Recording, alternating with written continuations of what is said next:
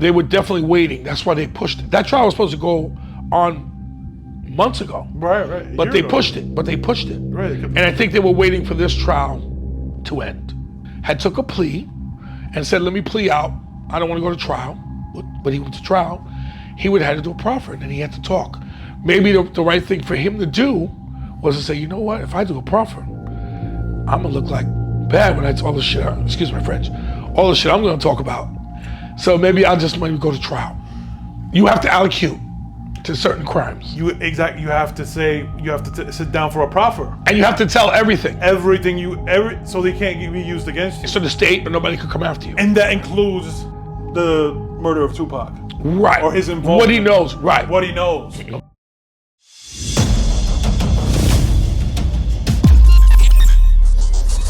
Ever since he got locked up and since the trial, was that, okay, what could come of this? Can he take his own life while he's in there? Is this actually the downfall? Because I was thinking like, okay, he's going to get convicted on RICO, on everything, because we're in a different time where, you know, you do this to a woman, it just doesn't look good. See, you gotta see through the lines here.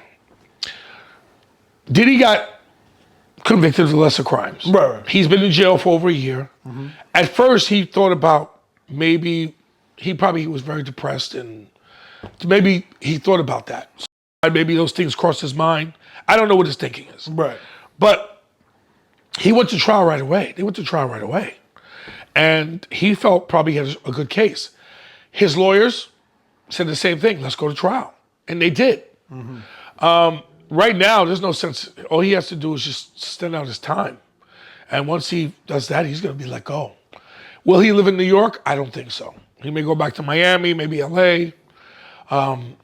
He may move on from here. What's interesting about this case, and I'm almost positive about this because I think a lot sometimes. In the Diddy case, the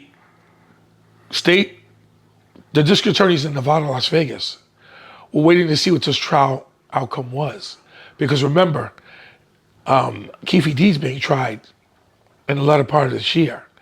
And Diddy's name came up in that. So they were waiting to probably see if they could unearth some information that would help them in the case with Keefe D. So if Diddy would have cooperated in the beginning and took a plea, maybe he would have gave up people. But he opted for doing the trial. He opted for going to trial. And successfully, he won part of it. Right. The big part of it. Right. Now there's nothing for him to talk about or say anything. He's not going to definitely bring himself up in that, but I'm sure that Keefe D is coming up. So the state of Nevada is going to start that trial, I think, early fall. So they were probably waiting to see what information that the feds had here involving Diddy that they could use out there. Because remember, what did Keefe D say? Keefe D went out and said, well, this happened. Remember, just to let the audience know, in the Tupac murder, there were 4 people in the car that shot at Tupac. Mm-hmm. 3 of them are dead. The only guy left is Keefe D. Right. Keefe D gave a proffer to the feds in Los Angeles back then with Greg Kading. And I think he believed that what he told them, and the feds usually immunize you. Well, whatever happens, you can't be charged in the state for anything else. So what happened was that Keefe D went on a talk show spree, went around on social media saying, yeah, I was in a car. I know who pulled the trigger, right? He said all these things. And then now the state of Nevada said, wait a minute, that agreement you had is with them, not with us. And they brought him in. And now they're going to they charged him with the murder of Tupac. Has he been convicted yet? No. But he's in jail for it. So my belief is they were definitely waiting. That's why they pushed it. That trial was supposed to go on months ago. Right. But they pushed it. Right. And I think they were waiting for this trial to end. Well, now I think they're going to go full steam with Keefe D now. I want to back up because you make an interesting point. And to the audience, they may not know this. If he was to make a deal, if Puffy was to take a plea deal and cooperate, there's certain You have to allocate to certain crimes. You have to say, sit down for a proffer. And you have to tell everything. So they can't be used against you. So the state or nobody could come after you. And that includes the murder of Tupac. Right. Or his involvement. What he knows, right. What he knows about the murder of Tupac. Right. So yeah. No, you're absolutely right. Correct. So you're telling me if he would have, if he would have gambled and he would have said, okay, you got the feds arrested me, and his lawyer said, all right, take a plea. They got you hands down. They got you for sex trafficking. Take a plea. Go in this room and tell me everything you know. So he says, okay, I'm going to plead to 10 years for everything. Let's just say he did that. Right. He would have to do a proffer. And in the proffer, he would have to talk about everything that he did. Part of it is that he can't leave anything out. Because if they can prove that he lied or that something that he said he left out could be, I guess, proven or used against him, it would tear up the proffer. It would be no good. So, hold on. So the proffer would have to be everything you ever did, not just the things that you're being charged with. Right. Everything that you did. If he stole a bicycle from a grocery store, I stole a bike from a grocery store. Mention it. Right. If you sold a kilo of coke, if you right. Yeah, tell her I did that. These things have to come up. I've been in so many proffers, so I know. I used to take out, my job was to take out violent drug organizations and violent gangs.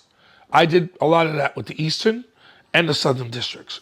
So I know when you had those organizations. But I remember I had a girl who refused to talk on a proffer, but her bosses gave her up, said that she was the one that would cook all the crack in the crack house, prepare it. She was the one that was putting everything together. And she stayed in jail 2 extra years when she could have got out 2 years ago if she had spoken, if she took the deal and proffered. And she was so upset. I remember she started crying in front of me. I can't believe that these guys gave me up. You mean to tell me I could have got out 2 years ago? Yes, but you held out with your attorney saying you weren't going to talk, you weren't going to cooperate. And the bosses who ran the whole organization, they gave you up. She was so upset about that. I never forget that case. It was a drug case involving maybe 5 or more murders. And she was just very upset about it. But these are things that happen. So if Diddy had took a plea and said, let me plea out, I don't want to go to trial, but he went to trial, he would have had to do a proffer, and then he had to talk. Maybe the right thing for him to do was to say, you know what, if I do a proffer, I'm going to look like bad when all the shit, excuse my French, all the shit I'm going to talk about. So maybe I'll just maybe go to trial. Right. And that's what he did. Right. Now, here's the thing. When someone like him does a proffer, those things don't hit because when you do a proffer, you're only the people that were in that room or in that, The judge no. will eventually know. Yeah, it doesn't it's you and the attorney.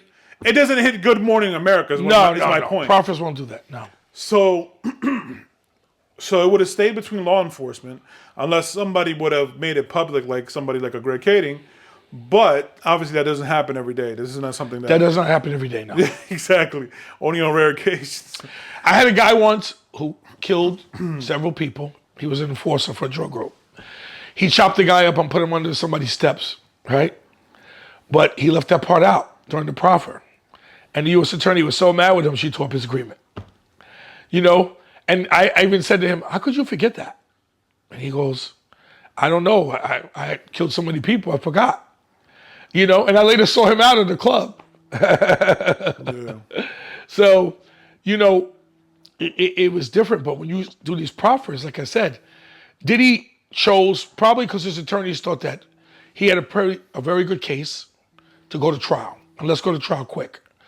And all the other thing is that maybe the thinking was, if you do take a plea, this could come out of it. These are the problems that you're looking at. And maybe he opted for the choice of taking the trial. Right. Maybe he felt that he had a strong case, and that if he was going to do that, you might as well do it. And even doing the proffer, if they would have asked him questions about other people, he would have to give them up. Let's say the feds walked into the room and said, what do you know about Joe Brown? He's a big entertainer. Yeah, I know him. There's been an allegation that this went on and that went on. Yeah, I know about that. You see what I'm saying? You see where I'm going with this? Yeah. So maybe it was better for him to go to trial than to sit there and admit certain crimes or certain things that went on. And that's where I think part of it was a lot of things that went into play with this, where he started thinking. And his attorneys did a lot of thinking for him as well, because they told him, we're going to go to trial with this. I just didn't agree that he didn't put anybody on the stand in the defense. That could have backfired. It could have not. Diddy wouldn't have testified. I wouldn't put him on the stand. Right, definitely not. I wouldn't put him on the stand because the video speaks for itself, the meeting. But I would have maybe had somebody explain a little bit about the industry, like myself or somebody else. Right. That might have helped. It might have. I'm not going to say a 100% conclusion would help, but I think it would have. At least it would have formed the jury of what these An opinion women, of what goes on in this world. Right. Now going back to the Diddy proffer, like this alternate thing, you know, if this would have happened, if he would have, okay, let's say he does the proffer, right? He admits his role in the Tupac murder. Does that law enforcement, do the feds share that information with Las Vegas PD and the attorneys, or whatever? Yes. Prosecution? Yeah, they would. They would have to, because the U.S. attorney that has the case would remember Tupac's murder happened in a jurisdiction. Right. So if that information did come out, possibly they'd have to share it with law enforcement. But this is not something that's withheld or like, fuck it. No, they can't withhold that. They would have to share it. But, you know, there were a lot of intangibles here with this case.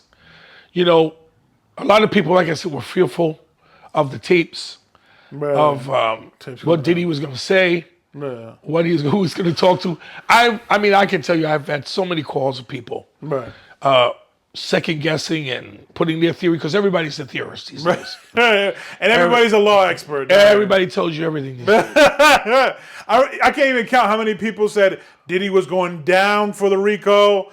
Lawyers that are supposed to be lawyers. It certainly looked that way. Yeah, it looked that way. When the government puts that many witnesses on the stand to testify. You think they got in the bag. Yeah. Right. It looks that way. But in this particular case, in the Southern District, everybody says they have a 90% conviction rate. Not no mores. No. Their percentage went down a little bit. But it just goes to show you how things are in this world, how things are changing. So when you think you got an airtight case, you may not have an airtight case as you thought you had it.